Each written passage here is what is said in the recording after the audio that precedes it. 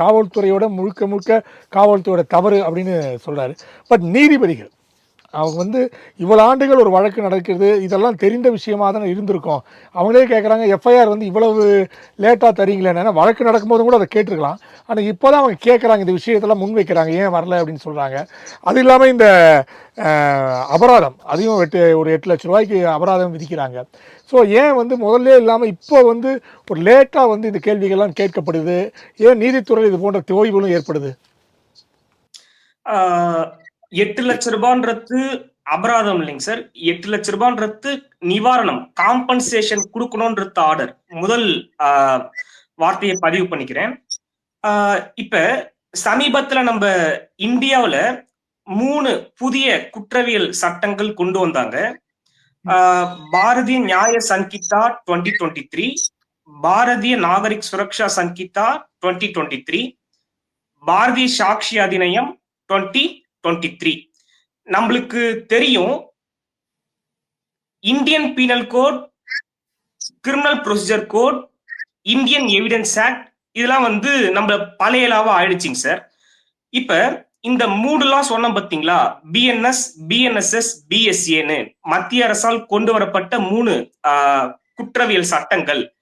இந்த குறிப்பிட்ட டைம் ஃப்ரேம்குள்ள எல்லா ஸ்டேஜஸுமே நடக்கணும்ன்றது இதுல ஃப்ரேம் பண்ணி வச்சிருக்காங்க. ஒரு பாயிண்ட். செகண்ட், இப்ப நம்ம ஒரு குற்றம் நடக்குது, குற்றம் நடந்ததுக்கு அப்புறம் எஃப்ஐஆர் பதிவு பண்றாங்க.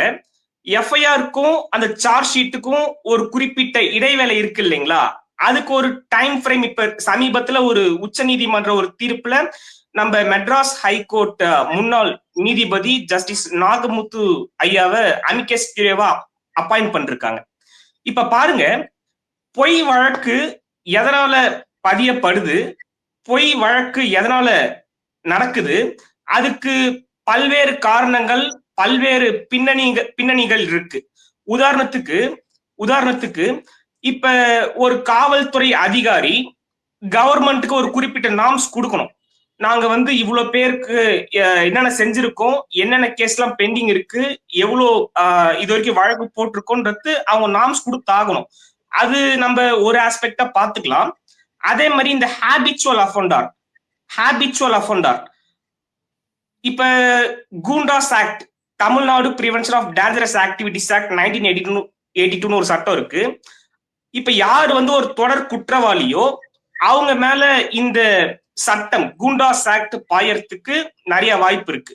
இப்ப ஒரிஜினல் குற்றவாளி கிடைக்கலன்னா எதனா ஒரு இந்த ஹேபிச்சுவல் அஃபெண்டர் தொடர் குற்றவாளி இருக்காங்க இல்லைங்களா, அவங்களே வந்து வழக்கு பதிவு பண்றதுக்கு வாய்ப்புகள் நிறைய இருக்கு.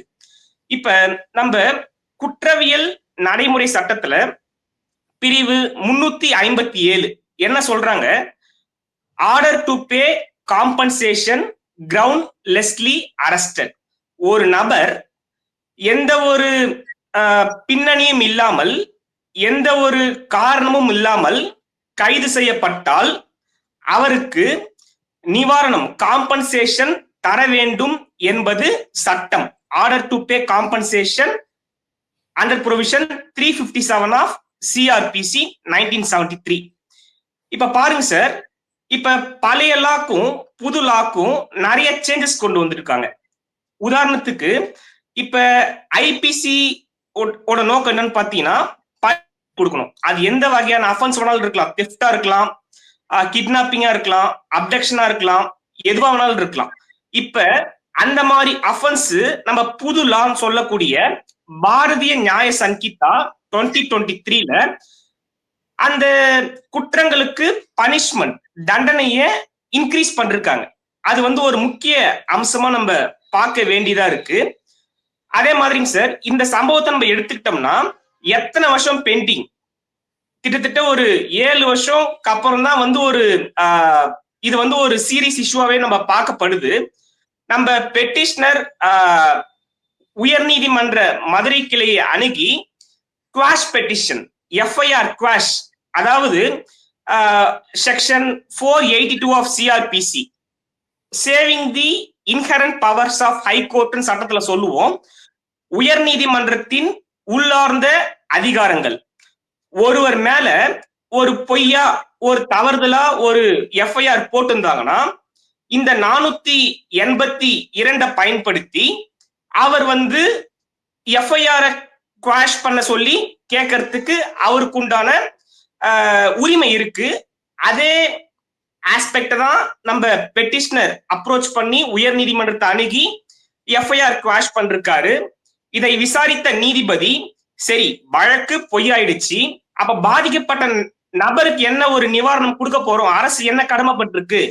இப்ப சாதாரண ஒரு நபருக்கே சமுதாயத்துல எவ்வளவு போராட்டங்கள், ஒரு தவறே செய்யாத ஒரு நபர் இத்தனை நாள் ஒரு குற்ற பின்னணியில இருந்து இருந்திருக்காருன்னு சொன்னாலே அவருக்கு யார் வேலை கொடுப்பா, சமுதாயம் அவர் எப்படி பார்க்கும்ன்றதுலாம் நம்மளுக்கு ஒரு கேள்விக்குறிதாங்க சார். ஆனா மாண்புமிகு உயர் நீதிமன்ற நீதிபதி காம்பன்சேஷன் அவருக்கு கொடுக்கணும்னு சொன்ன ஒரு நல்ல ஒரு உத்தரவை நான் மனசார பாராட்டுறேங்க சார்.